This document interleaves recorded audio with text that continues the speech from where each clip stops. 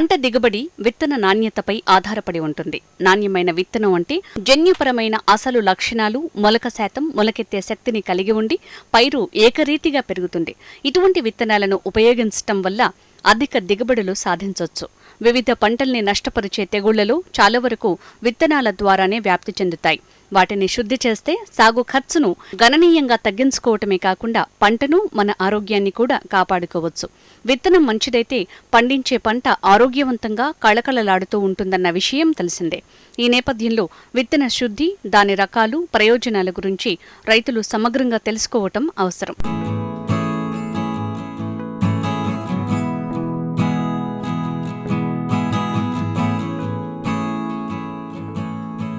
విత్తన శుద్ధి వల్ల పంటల సాగు ఖర్చు చాలా వరకు తగ్గుతుంది. ఇది చాలా తేలికైన ప్రక్రియ.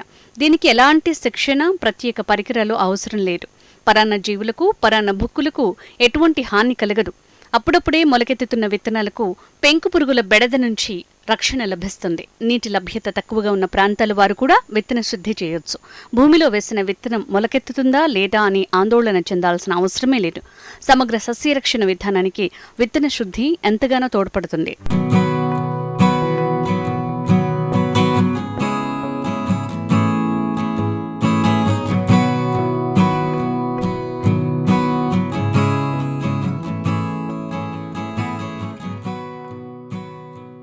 చీడపీడలు ఆశించినప్పుడు ఎంతో డబ్బు ఖర్చు పెట్టి పంటల మీద క్రిమి సంహారకాలు పిచికారీ చేసే బదులు పైరు వేసే ముందే విత్తన శుద్ధి చేసుకుంటే పురుగులు, తెగుళ్లను సులభంగా అతి తక్కువ ఖర్చుతో నివారించవచ్చు. విత్తన శుద్ధి వల్ల విత్తనంలో మొలక శాతం పెరుగుతుంది. తెగుళ్ల కారణంగా పంట మొక్కలు తొలి దశలోనే చనిపోతాయి. మొక్కలు చనిపోతే రైతులు మళ్లీ విత్తనాలు వేయాల్సి వస్తుంది. దీనివల్ల సమయం, డబ్బు వృధా అవుతాయి. విత్తన శుద్ధి ప్రక్రియ వల్ల అలాంటి సమస్యలేమీ ఉత్పన్నం కావు.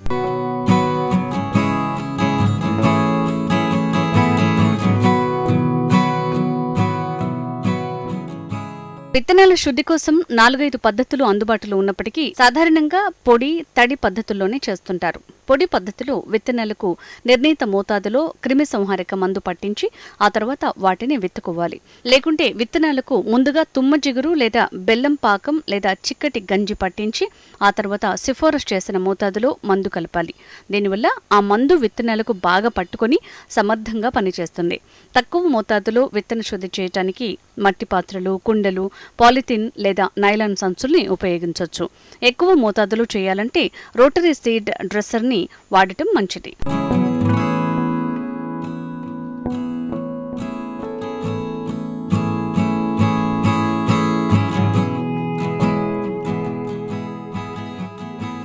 తడి పద్ధతిలో విత్తన శుద్ధి చేయటం చాలా తేలిక. ముందుగా లీటర్ నీటిలో సిఫారసు చేసిన కీటక లేదా శిలీంద్రనాశక మందు కలపాలి. ఈ ద్రావణంలో కిలో విత్తనాల్ని నిర్ణీత సమయం వరకు నానబెట్టాలి.